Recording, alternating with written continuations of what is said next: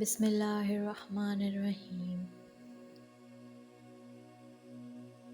فاتحہ لوگوں کے مرنے پر نہیں بلکہ احساس کے مرنے پر پڑھنی چاہیے، کیونکہ اگر انسان مر جائے تو صبر آ ہی جاتا ہے، لیکن اگر احساس مر جائے تو معاشرہ مر جاتا ہے۔